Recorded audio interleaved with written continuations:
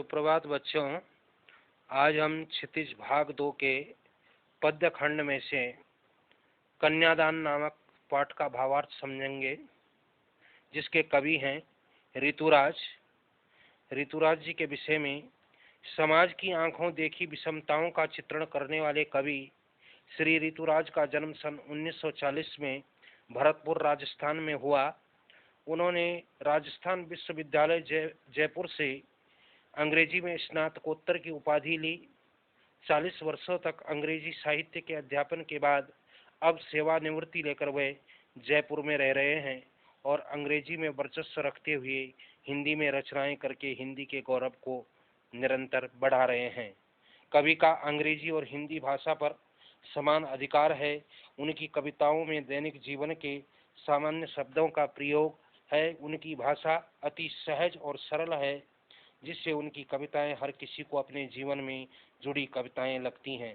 कवि सहज भाषा में गंभीर भावों को उकेरने में समर्थ हुए हैं। यहाँ पर कवि ने कन्यादान कविता में माँ बेटी की स्त्री के परंपरागत आदर्श रूप से हटकर जीने की सीख दे रही है। कवि का मानना है कि हमारे समाज में स्त्रियों के लिए आचरण संबंधी जो प्रतिमान गढ़े गए हैं, वह आदर्श के मुलम्मे में बंधे हैं। कोमलता के गौरव में कमजोरी का उपहास छिपा रहता है। लड़की जैसा न दिखाई देने में इसी आदर्शीकरण का प्रतिकार है। बेटी माँ के सबसे निकट और उसके सुख दुख की साथी होती है, इसी कारण उसे माँ की अंतिम पूंजी कहा गया है। तो आइए आज भावार्थ समझते हैं कन्यादान नामक पाठ का। कितना प्रामाणिक था उसका दुख, लड़की को दान में देते वक्त। कवि ने कन्या विवाह के बाद बेटी की उसे ससुराल भेजते समय माँ की अंतर्वेदना को चित्रित किया है। माँ को आभास होता है कि उसने अपनी बची हुई पूंजी को भी दान कर लिया है, जैसे वही उसकी अंतिम पूंजी हो। लड़की अभी सयानी नहीं थी, अभी इतनी भोली सरल थी कि उसे सुख का आभास तो होता था, लेकिन दुख का बांचना नहीं आता था। पाठिका थी वह धुंधले प्रकाश की, कुछ तुकों और लयबद्ध पंक्तियों की। कवि के कहने का तात्पर्य क्या है कि माँ को वह बेटी अपनी अंतिम पूंजी के समान लग रही थी।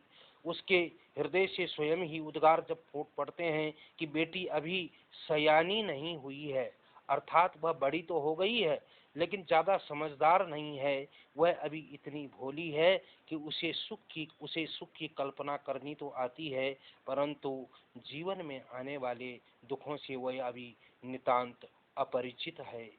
वह आने वाले दुखों को कैसे सहन कर सकेगी? वह तो विवाह से संबंधित सुखों की काल्पनिक इच्छा में जी रही है। यह तो अस्पष्ट है। वह तर्कों और लयबद्ध पंक्तियों की सरलता से, सहजता से उसे पढ़ना तो आता है, उसे जानती भी है, लेकिन काव्य के गंभीर भावों को समझने में वह अभी पूर्ण रूप से असमर्थ है। इसीलिए माँ बेटी से कहती है, बेटी तुम ससुराल में। अब आगे माँ कहती है अगले पैराग्राफ में, माँ ने कहा पानी में झांककर अपने चेहरे पर मत रीझना।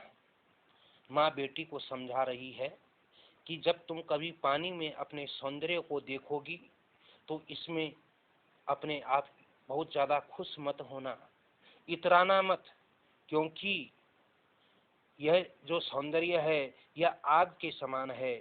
आग रोटियां सेकने के लिए है, जलने के लिए नहीं। माँ बेटी को समझाती है कि आग रोटियां सेकने के लिए होती है।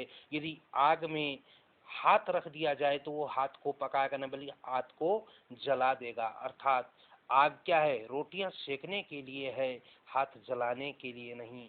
अतः कहती है कि वस्त्र और आभूषण शाब्दिक भ्रमों की तरह बंधन हैं स्त्री जीवन के। अब कहा है कि यदि कोई कभी ससुराल में तुम्हारी शाब्दिक रूप से प्रशंसा कर ले तो उसमें भी तुम या तुम्हारे आभूषणों की प्रशंसा कर ले, तुम्हारी सुंदरता की प्रशंसा कर ले, तो तुम भ्रम में मत रहना, क्योंकि माँ ने कहा लड़की होना पर लड़की जैसी दिखाई मत देना। इस पद्य की यही पंक्ति सबसे ज्यादा महत्वपूर्ण है कि माँ ने कहा लड़की होना पर लड़की जैसी दिखाई मत देना।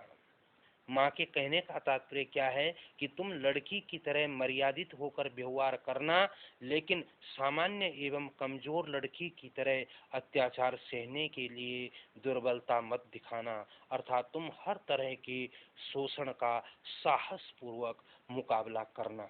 तो यहाँ पर कवि ने बड़ी ही सटीक और सुंदर शब्दावली में जो है माँ और बेटी के द्वारा उसे जो उपदेश दिया है, प्रशंसात्मक शब्दों को सुनकर लोगों के मन में जो लड़की को देख करके जो भ्रमजाल था, उस भ्रमजाल को दूर करने का कवि ने यहाँ पर प्रयास किया है। इसके भावार्थ को आपने अच्छे ढंग से आपकी समझ में आया होगा।